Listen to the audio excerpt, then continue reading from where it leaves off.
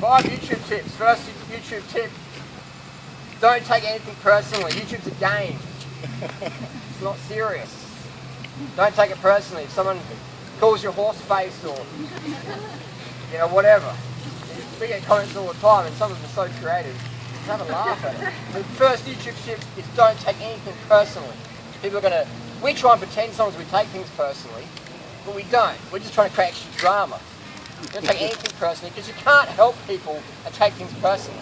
Otherwise you'll constantly be feeling burned. I gave someone my time and they did this. No, you just deliver the seed, get on with the job. So don't take nothing personally. Second thing would be consistent. 2 or 3 videos a week. If you let your channel drop off, people forget about you because everyone's busy. Everyone thinks, oh, people looking at me, focusing on me. Maybe they are for a few minutes of their life, but everyone's got busy lives, they've got kids, they've got work, they've got mortgage, whatever. They're not going to focus on you very long. So forget taking things personally and keep uploading at least 2 or 3 times a week. So you're constantly there. Imagine a newspaper who stopped publishing for a week. People just go, oh, I'll go do something else, read a magazine. They forget about you very quickly. So every week, 2 or 3 videos a week. People say, I haven't done a video for 6 weeks. I'm just going to quit. No. Like, just start again today. Keep going. So regular uploads, don't take nothing personally. Third one would be look at what's trending. If you want to make money on YouTube, then you probably don't make much money giving tips on how to peel a banana. Unless you're really creative.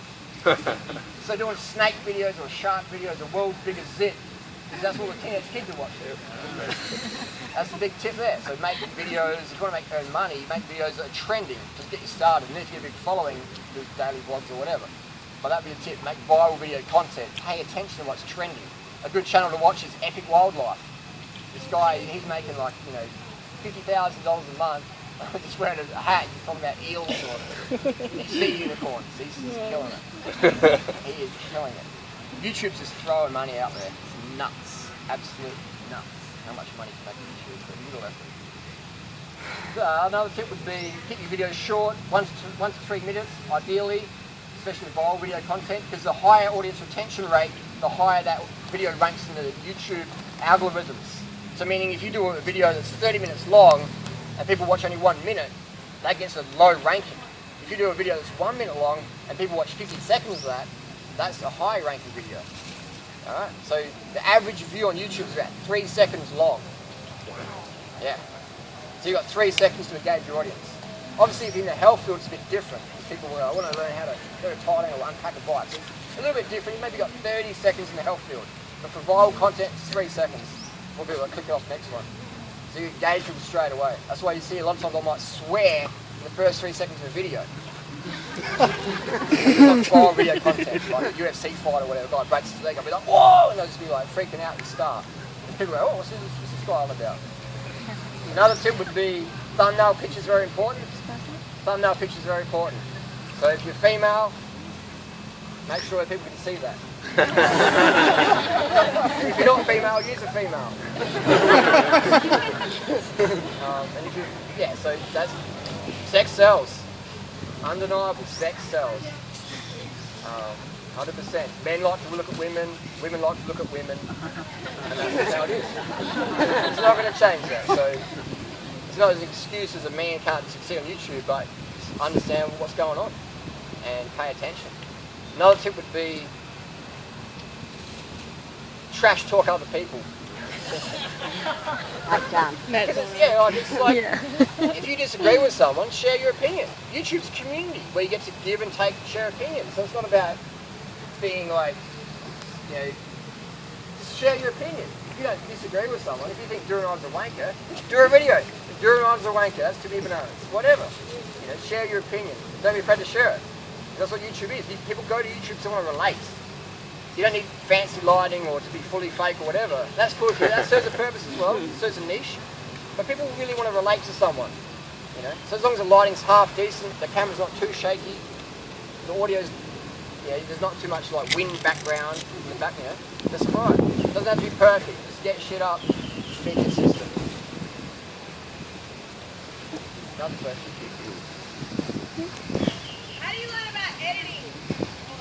I use a Mac, I've got my Mac in here. I use a program called ScreenFlow, which I looked up, what's the easiest editing software for dummies? and it said ScreenFlow, ScreenFlow, ScreenFlow. So I bought ScreenFlow for about $100 and I find it very easy. I failed every single computing course I ever did. I failed high school because I failed computing. I failed fitness, my personal training course because I failed computing. But I still got a job because the guy at the gym's like, you're dumb, but you can talk to people. You're hired. I've got exercise physiologists that bore people to death. They know more than you, but my clients want someone who they can relate to. So you got the job, Harley. So I learned quickly that it's your character is what's important versus your brains. Brains are good if you're a neurosurgeon, but that's not most of us. So I'm a bit of a failure when it comes to technology. I can read a map on a Garmin, that's about it. I can edit a basic video. I don't use Final Cut Pro, I don't know how to, it's too complicated for me. I'm sure I could learn it. But I've got this basic program called ScreenFlow on Mac and I use that. I've heard for PC users, Windows Movie Maker is pretty easy. But it's basically go to YouTube and look up tips on whatever you're going to use. Yeah? It's always changing as well, new software, but it's pretty easy once you get the hang of it. If I can do it, anyone can do it. Seriously. I'm just like, I am dyslexic. But I learned how to make $10,000 a month from YouTube. So if I could, that's what I mean. I'm the everyday guy. I was a sick kid in school, picked last on sports day by my friends. All right, Harley, you can come with us. And not with no one else to pick. All the teachers, in sports there'd be 2 or 3 of us. The kid with the 4-inch goggles, the guy that was overweight or whatever, and it was me. And the teacher would step in and go, oh, Harley, there. So we weren't, people just wouldn't want to pick us on the sports team. So I'm not the fit guy at school, I'm not the academic. But if you've got a passion, you've got a goal, you can work towards it. You do what you can do. Editing software, just learn it. It's pretty simple. Doesn't have to be fancy. Look at Dan the Man. Just does one take. No worries. You don't have to edit your videos.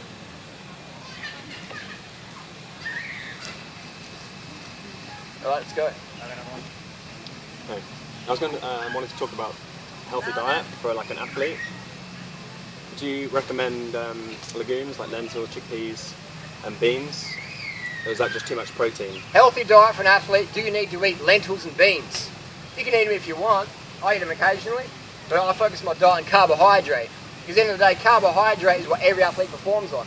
Even if you're a 240-pound steroid-up NFL linebacker, carbohydrates is what's going to let you perform. That's why everyone's drinking sugar during races or the Tour de France, or if you're a ballerina, it's sugar, carbohydrates to let you fuel. Proteins are, if you want to be 100 kilos, then yeah, the excess protein in your diet will help you retain more nitrogen in your muscles. But if you want to be you have to ask yourself, what's my goal? Is my goal to be a better dancer, a better runner? Then carbohydrates is your friend. If you want to be a sumo wrestler, then extra fat and protein is going to be your friend. If you want to be a bodybuilder, extra protein is going to be your friend because you have more mass. That's what steroids are for though. So I eat chickpeas and beans. I have maybe a kilo a year, 2 kilos a year. Carbohydrates is the focus. For me, myself and Freely, because we like to be lean and have energy. And we don't need much protein. The less protein you eat, the faster you're going to recover as a runner or cyclist. And for most people, they want to be a lightweight, I'd say eat less protein. You'll get enough protein when you eat enough whole plant foods. Definitely. But if your goal is to put on more size, increase your protein, definitely. Because your muscles just hold more nitrogen. To what extent would you do that? Because that's important for a lot of people who... I'd say 100 grams of protein a day from plant foods. Have your rice protein, just smash it in. And you get swole. 100%. Yeah? But that's only specific to certain sports, because if I put on 5 kilos, my running times go down. My strength might go up with bench press, but I might probably start looking healthier instead of like a prison war camp victim. But my cycling and running will be going down compared to what it would now. So, so 100 grams plus a day if you want to get big, but you've got to train heavy. And you've got to be carved up to do that as well. So lots of carbs, lots of plant protein. I mean, people say, oh, you can do it on fruit, and you can, but if you want extra gains, it's going to help. But you've got to lift heavy and hard. All my friends doing steroids, they're lifting heavy, man. They're like busting shoulders and that. Heavy weights works. But again, then you've got herniated discs and So bodybuilding is good, powerlifting is good, but it's got its issues as well, because the body's not really designed to have that much weight on its back, you know, in my opinion. You mentioned a few weeks back that one of your favourite books was Success or Positive Mental Attitude. Like Napoleon Hill? Yeah, Napoleon Hill, yeah, it's great. What are some other books like that you really enjoyed? What's some other books I'd recommend? I recommend getting a copy of Carb the Fuck Up. Yeah. Should be out pretty soon. There's a lot of good books out. Tony Robbins is a good author. I like reading his stuff. There's a good website called audible.com where you listen to audio books while you're cruising around, riding your bike or working with the kids or cleaning the kids or whatever, cleaning a house. Audible.com. Audio books are great. I have those on my iPod. It's not a phone, it's an iPod. This is what I use for most of my videos, an iPod. There's a lot of good books out there, you know. Starch Solution by Dr. McDougall.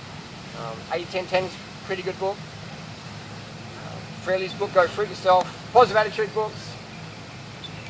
Anything really. The Chinese one. I don't think there's any positive attitude book that's bad. What's some of the ones that helped you the most? Probably Tony Robbins. I've read a lot of books, but in terms of books that people are easy to get, Tony Robbins. That's all you need, really. Yeah. Sometimes it's corny, but it's got some good stuff in there. But your self-talk's the most important thing. That's the most important thing to work on for anyone. Self-talk is huge. I see so many people with talent, potential, but their self-talk is like, it's like this invisible barrier they just go up against all the time. You know, they just can't break through because their self-talk's like, oh, you don't deserve that, you're not good enough, you don't look good. It's like, wow, crazy. Self-talk, man, that's the biggest thing to work on. Most powerful thing. Our mental focus can break us or make us. I've heard quite a few people say that the more you sleep, the more tired they feel. The more you sleep, the more tired you feel. Often what happens is when we get more sleep, the body gets in touch. It's running less on adrenaline and starts to recover. It's like in the Tour de France, there's a 21-day race, right? Tour de France, 3 weeks long. The riders have normally 3 rest days, but every single rest day, they do a 4-hour bike ride. You think, what? Why don't you just go to sleep all day? If they slept all day, the body goes into recovery mode. So what they want to do is they want to keep their adrenal glands and thyroid going. Otherwise, if they stop, you're just like, you're done, you know? It's a bit like if you're washing a massive pile of dishes and you're really in the flow. And then someone says, just take a 2-hour break. And you're like, yeah, all right, then you take a 2-hour break and you lose your mojo. The body goes into recovery mode. But if you keep washing and going, you're going to go. So if you're getting more sleep and feel more tired, that's just your body catching up. And generally, if you're getting more sleep, it means you cut out your stimulants. And when you cut your stimulants out, like coffee, cacao, whatever, you get more in touch with fatigue. Yeah? So less sleep means more stimulants. More sleep means less stimulants and maybe more fatigue. But eventually your body starts to cycle out of that and you're good to go. That's why I recommend go to bed 8, 9, 10 p.m. and get up 5, 6, 7 p.m. and get the day started. Try and eat dinner early, eat breakfast early, get up early. It'll change your life. You can be eating the best food on the planet, but if you're eating it late at night and going to bed at midnight or whatever, you're getting up later, everything's out of whack and you're not going to feel very good, even though you're eating really good. But your daily cycle's not very well. I know it's a fruit festival and fun times and that's cool, but when it comes to daily life, try and go to bed as early as you can and get up early. It'll change your life.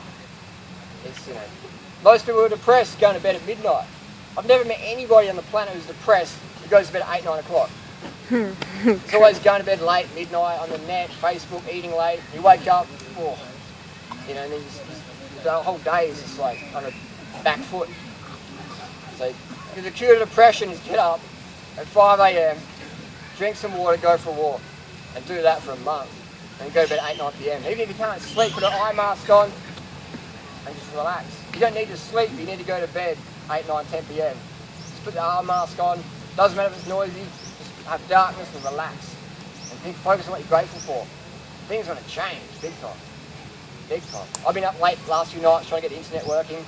I can feel my edge is going down. So tonight, boom, 9 o'clock, lights out for me. Get back into the flow. But so it's great knowing that. Rest is so important, early nights.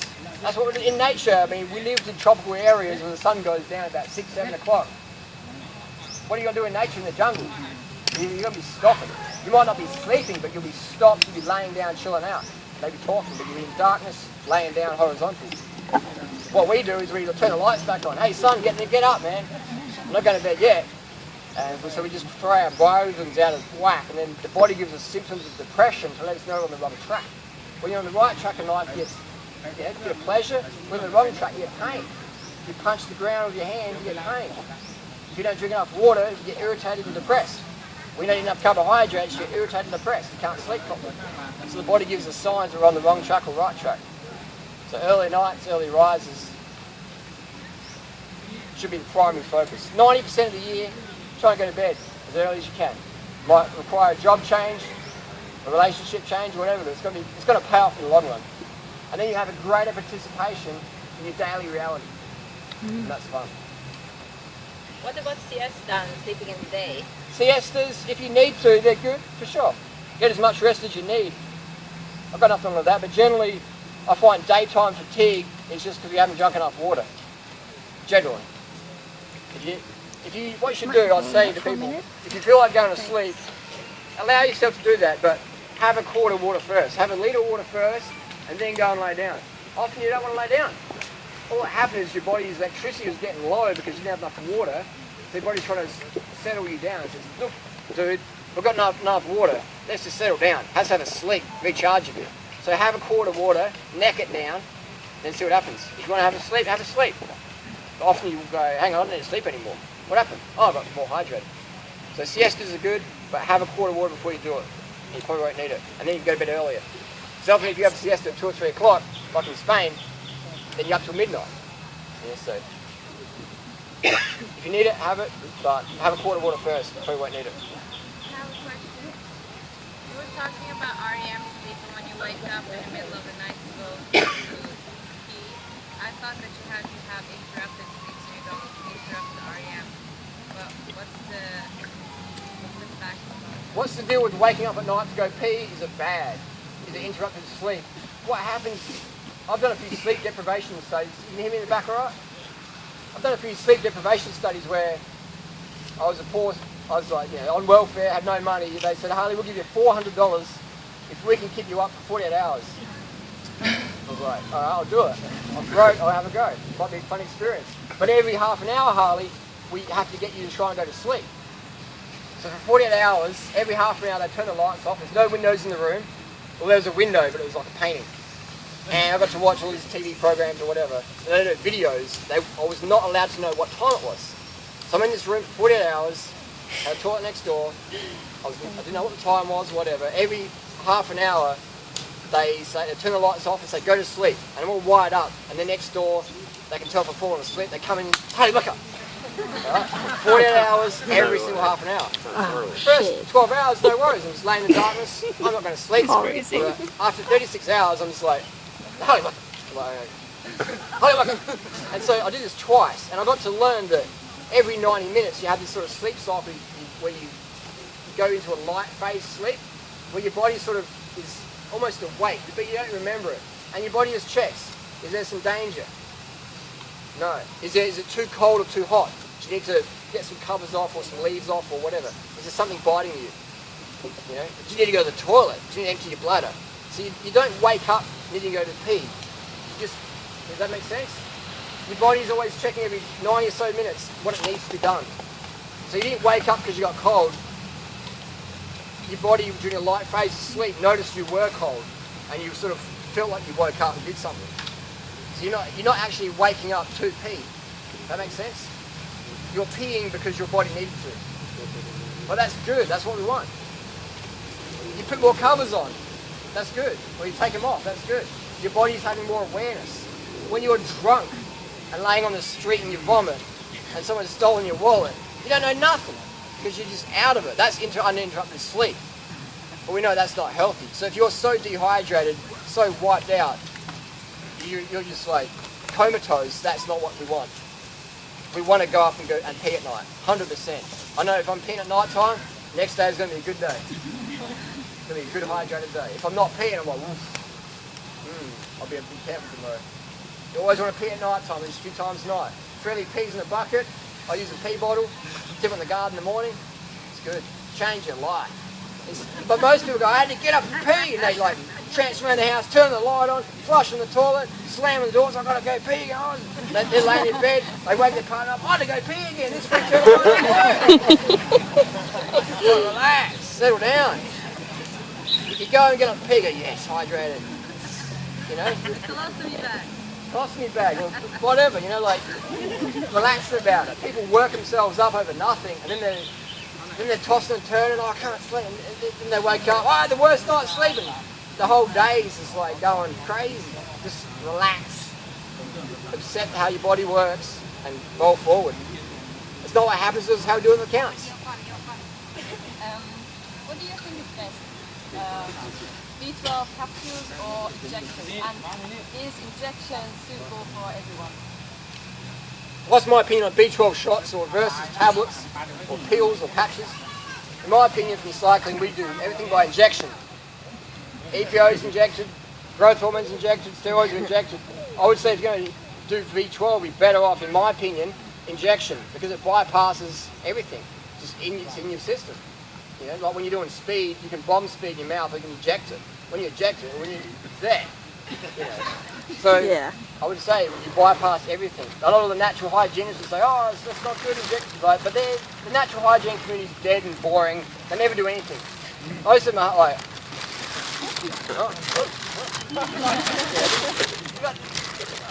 so they just, I understand there's a big stigma with needles, but it's not an issue. Some people they have problems with it. It takes them a while to recover. From what? From B12 injections. I've given out hundreds of B12 shots over the last few years. The only time I had one issue was one guy, he had a paranoia of needles. He had a fear of needles, so I learned to screen people first. He's scared of needles. If someone is, I get him to lay down. So this guy is like a big German guy, 90 kilos of ripped muscle, and just a machine. So I gave him a shot, and he passed out. It's like, boom, he's head in the desk. And I thought he was franking, you know. And I wake up and oh, his eyes are rolled back in his head.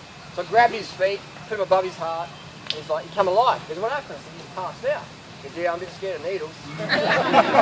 He's all sweating. I'm like, okay, I'll learn my lesson. I should screen people first. That's the only time I had an issue. Otherwise, you might get a bit of a dead arm or whatever. The B12 shots are very safe. You do your own homework on them. Look online. Make your own conclusions. Forge your own beliefs based on your own conclusions. You don't have to listen to me or follow me. Just go, oh, yeah, entertain that and do your own homework. I give B12 shots to my friends who eat raw meat, and they got B12 deficiency after like 5 years of eating raw meat. And they get the test. They're still low in B12. They Harley didn't work. Of course it doesn't freaking work. Eating meat's never been clinically shown to reverse a clinical B12 deficiency. If you got low B12, get on the shots. If you don't do tests, get on the shots anyway. It's safe. It's vitamin B. It's like vitamin C tablets. You don't need them. If you want them, do them. You know? If I had kids who did B12 shots, for sure, I'd probably train their asses off. Is it unnatural? Train your kids up? Probably is. I don't know. But that's just what I'd do. Any chemist, pretty much any chemist will have them. They cost about 30 baht for 10. And then cyanocobalamin, everyone's going to be shooting up tonight in the hotel. We've got syringes all over the floors. And the hotel staff goes, see, they are drug users. Look at that. Oh, yeah. I'm going to go get one. Any pharmacy pretty much sells them. The hospital pharmacy can sell them. What do you ask for? B12 shots, the ampule. Where are we going to get them? Any hospital pharmacy. Okay. Same hospital pharmacy that sells all the steroids in it. Okay. Buy them and take them home. Maybe online. No, it's a vitamin. I got them You online. can't take them off your It's own. not a Just steroid. like it's online vitamin. pharmacies. Oh, my Which is husband does crazy it how for me. they're so policed in the In the US. group. Like in the Like group. in Australia, it's over the counter. Thailand, over the counter, I watch US. videos. If a pharmacist sells vitamin B12, they just go and get a fine. How It's crazy. often do you think you should? How often you should do B12 shots? Look it up on the net. For me, and freely, we do it once a month, once every 2 months, 1,000 microgram shot. A good book to read if you want to get more educated on the subject is Could It Be B12 by Sally Patchlock. Could It Be B12? I believe. And it's, you know, simple stuff. But it's just a vitamin. I'm not telling people to get on hormones or steroids or whatever. I mean, people do the contraceptive pill for 10 years and they say, oh, that vitamin B12 is dodgy. I'm like, B vitamin. You know, it's alright. It's in dirt. Right, some people need it, some people don't. Do a course of B12 and see what you think. Safe. What do you think about this? one other thing about sublinguals, I wouldn't waste money or time because it may or may not work. I like certainty in life. Generally, I like knowing my handlebars are on tight versus find out they're not. I get a little torque wrench, yep, that's on tight. B12 shots, yep, they work. Sublinguals maybe work, I don't know. People are scared of needles from like 8-year-old kids giving themselves insulin shots for every day at school. You know? So it's just a needle. I used to be scared, but the first time I gave a B12 shot to myself in 2009, I always passed out. I was sweating and shaking. I'm like, Harley, harden the fuck up. Yeah. 8-year-old kids do this. It's just a vitamin. It's just a piece of metal. Just do it. I said to myself. So, Can you explain how to like do it really quick? look up on YouTube. It's basically in your muscle. I can't explain it because people go, in your eyeball, right? Look it up on YouTube, intramuscular B12 injection, and it gives you all the directions you need.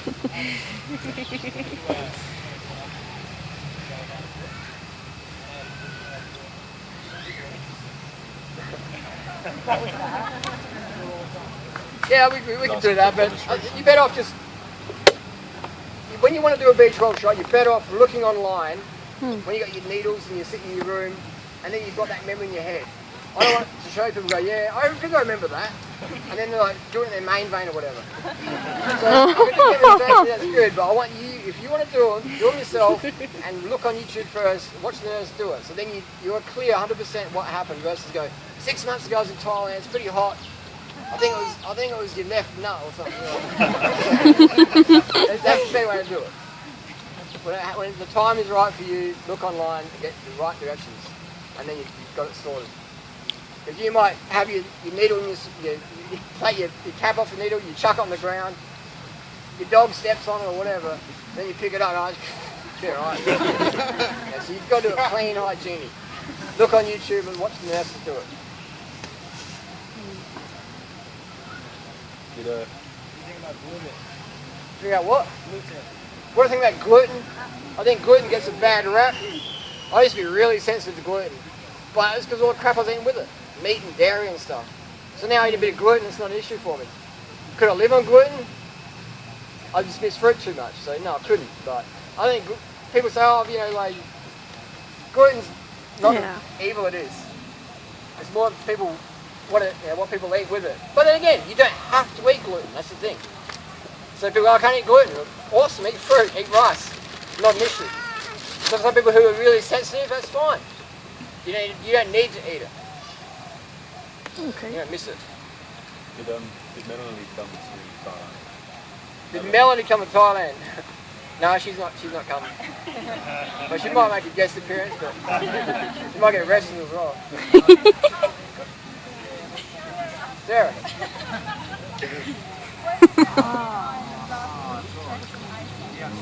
What's my opinion on which? What's my opinion on raw foods correcting eyesight? Yeah, Scott. Some people say their eyesight got better on just fruit, low fat, definitely. Because the capillaries in the eyes get all clogged from fats, for sure. You know? My vision's definitely gotten better since eating more fruit and less fat. I used to be like, I'd see someone across the street and I'm like, is that someone I know? But my eyesight's a lot better. Trina's got better eyesight than I have, but my eyesight's a lot better than it used to be. Sure, so I think it's more so much, not so much raw food, but less fat. Yeah.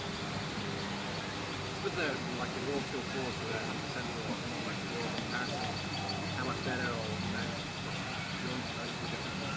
what's better, 100% raw food diet or raw till 4? Again, depends what raw food diet you're eating. If you're eating like cashews, I remember I was with Gordon Kennedy in 2006 in Ojai, California, and Gordon Kennedy's eating a bag of cashews for breakfast. He's going, he's pain, and just here. Well, that's your gallbladder. It's about to pop. He's like, no, it's a parasite.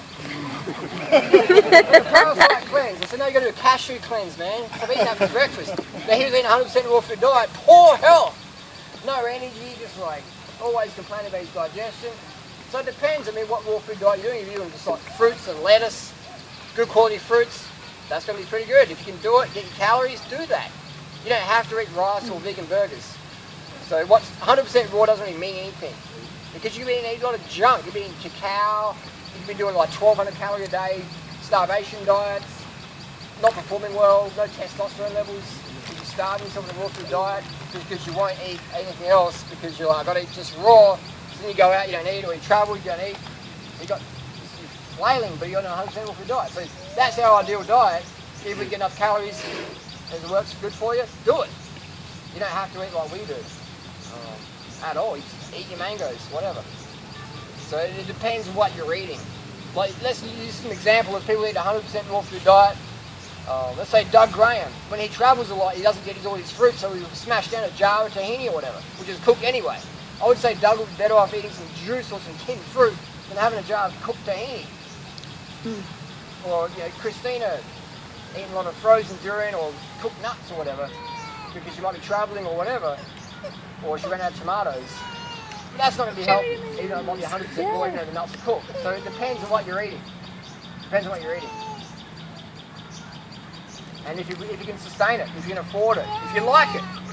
Some people love eating bananas for dinner. I like eating bananas for dinner. Some people are like, I'd rather die and eat bananas for dinner. Give me some rice and beans. So it depends on the person. It's got to fit your lifestyle, your desires, your goals, your location, your finances, your caloric needs. At the end of the day, performance-wise, pretty similar. Yeah. Oh, I perform better on cooked food because I can always get them. You know, if someone is driving a car, handing me slices of mangoes or bananas, or fresh pressed juice, then yeah, that'd be good as well. So that's what the real world. So I can go for a ride as far as I want, run out of food, have a 7-Eleven tamarind juice, and be charging again. When I was eating 100% raw food diet back in the day, I would go out riding with people, I'd run out of food, I'd run out of dates or whatever, and I'd go, I'll see you guys later, I can't keep up anymore. I'm like, wow, Harley, your raw food diet's working for you. Not. So, you know, but if I was more organised or if I was in a better place, then yeah, maybe it would be better, but I've performed way better on eating cooked foods because now I can always get enough calories. I've always got enough energy. So I can always get something. I can say, right, gang, I'm going to get something to eat quickly. I can run to 7-Eleven, get a litre bottle of cooked juice, charge it up again. Or I could run around the market, try and find some ripe fruit. Yeah. The cooked foods option always gives you, the raw till 4 options always meaning you've always got something to carb up. And that's what we've seen so many times. People are doing a 100% fruit diet, it's great, but then they're just getting undercarbed and flipping out. You know? That's why you go to Woodstock Fruit Festival, a lot of the raw food gurus have no energy longer than a day or so because they're just not getting enough carbohydrate calories. So they're trying to be too pure, and the fruit at Woodstock Fruit Festival might not be right. It's there, $100,000 worth of fruit, but it might not be right, so you're not getting enough sugar there. So you're like, I'm eating raw food, but I don't want to talk to you. So it's all about getting your calories in, your water, and everything works a lot better. Can you talk about the amount of calories? Since I started doing this, I was doing about 4,000. Yep. As I got more comfortable, I noticed it just slipping down to about 2.5. I actually feel good, but what do you think happening if you're not enough on the term? How many calories do you need? What happens if you under eat long term? Your body's got to just calibrate to what it needs on this lifestyle. As long as your emotional isn't getting in the way, I want to lose weight faster, so I'm going to calorie restrict. As long as you're not doing that, or as long as you're not unorganised and sort of running at a low level, then your body will quickly tell you what you need. Your appetite, just follow your appetite. If you look at some fruit and go, yeah, that's pretty good, I'm going to eat that, then eat it.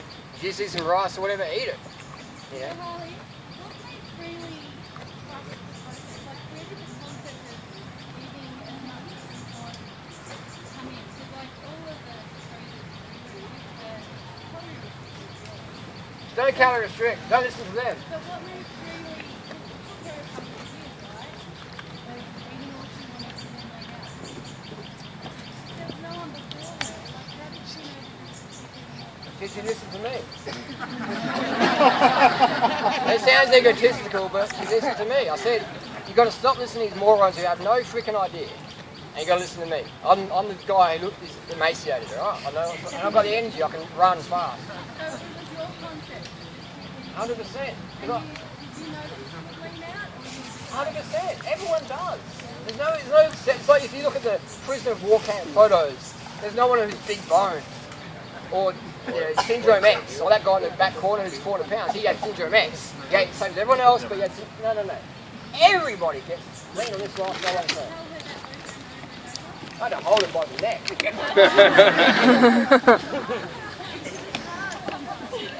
No, but like, with women, if you're a man and you gain 10 pounds, it's all muscle. If you're women, you gain 10 pounds, it's all fat.